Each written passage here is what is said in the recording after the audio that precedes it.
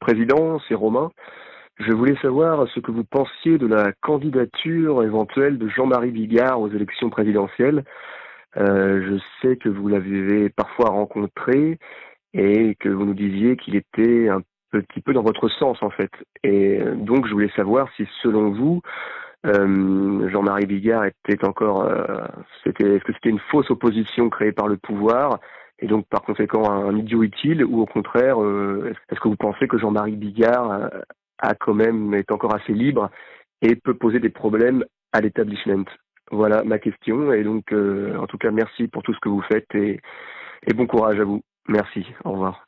Oui, alors là c'est pareil, j'aime bien qu'on pose des questions sur des gens parce que il se trouve que c'est pratiquement tous des gens que j'ai connus personnellement, fréquentés, donc c'est toujours bien de pouvoir parler des gens, pas seulement à travers l'image que les médias en produisent, mais en pouvant recouper ça avec des vrais échanges. Donc j'ai croisé Bigard plusieurs fois dans ma vie. On était devenus un peu copains à l'époque où j'avais sorti un livre qui avait fait date, qui était Jusqu'où va-t-on descendre, hein, parce que j'ai été un peu pionnier sur ce que Zemmour essaye de cultiver en ce moment, de manière d'ailleurs, je dirais, ambiguë ou incomplète. Et j'aime bien Bigard parce que c'est un gars du peuple et donc un populiste, hein. Et puis je pense que c'est un bon comique, ce qui est assez rare, hein. Derrière Dieudonné, il y a lui, il n'y en a pas 36 autres. Alors le problème, c'est qu'il vient du showbiz, et à l'époque, il m'avait déjà dit Alain, je suis d'accord avec toi, mais je suis trop riche pour pouvoir l'exprimer. Bon, il se trouve que depuis, il est devenu beaucoup moins riche parce que il a eu quelques ennuis. Rappelons-nous qu'il s'est quand même, il a remis en cause la thèse officielle du 11 septembre, ce qui est assez courageux. Mais à la fois, aujourd'hui, il dit qu'il ne veut plus du tout qu'on nous lui en parle et en parler. Donc, c'est un type qui a des velléités d'opposition politique radicale, je l'en félicite, mais qui est coincé par le fait qu'il est quand même, il a un pied encore dans le showbiz et qu'il faut qu'il soit invité par Hanouna pour pouvoir encore exister. Et là, j'ai pas besoin de dire ce que ça veut dire d'être invité par Hanouna tout en voulant être un populiste radical. Il y a une vraie contradiction qui est insurmontable. Et puis, il y a deux autres questions que j'évoquerai. C'est que, sans doute, même s'il est de bonne volonté, il n'a pas la culture politique suffisante pour pouvoir comprendre la complexité de la situation qui est essentiellement triangulée, je dirais. Hein, il est encore sur les vieilles valeurs, république, démocratie, révolution française.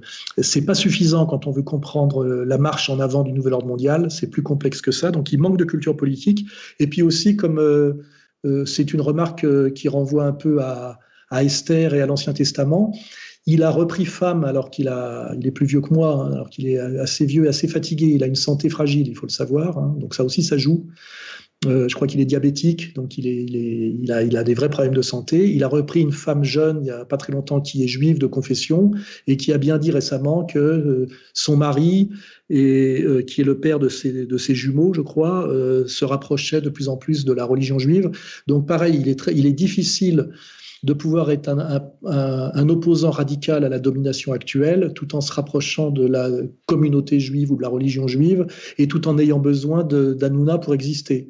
Et c'est là qu'on voit que Bigard est un peu en zigzag, c'est-à-dire que tantôt il exprime réellement sa colère et sa solidarité avec le peuple, et puis tantôt il revient à la dure réalité de sa réalité, où il est quand même, il a un peu ce qu'on pourrait appeler un fil à la patte, hein, voilà. Et donc par exemple, je dirais le vrai combat politique radical qu'il faudra mener demain et qui arrive lentement et sûrement, je pense que il pourra le rejoindre à un moment précis peut-être, mais je pense qu'il ne peut absolument pas le mener. Il a pas le niveau de liberté en fait, et il n'a pas le niveau de culture, et donc il n'a pas le niveau d'engagement. Donc, comme candidat à la présidentielle, non, c'est de la rigolade, c'est du guignol. D'abord, il ira pas, bien évidemment, mais dans la vie, c'est pas tout oui ou tout non, hein. Je veux dire, voilà, j'avais été assez agacé que un des cadres des Gilets jaunes, là, je crois Rodriguez, un nom comme ça, lui crache à la gueule, alors que Rodriguez vaut pas tellement mieux que lui, qui a quand même fait évoluer systématiquement les Gilets jaunes vers le gauchisme, qui est une impasse. Hein, et ça m'agace de voir Bigard se faire siffler quand il va défiler avec les Gilets jaunes, alors que les trois quarts des gens du showbiz n'y vont pas et rêvent secrètement que ces gueux soient matés. Hein. Il suffit de voir les phrases de certains mecs du showbiz sur les Gilets jaunes.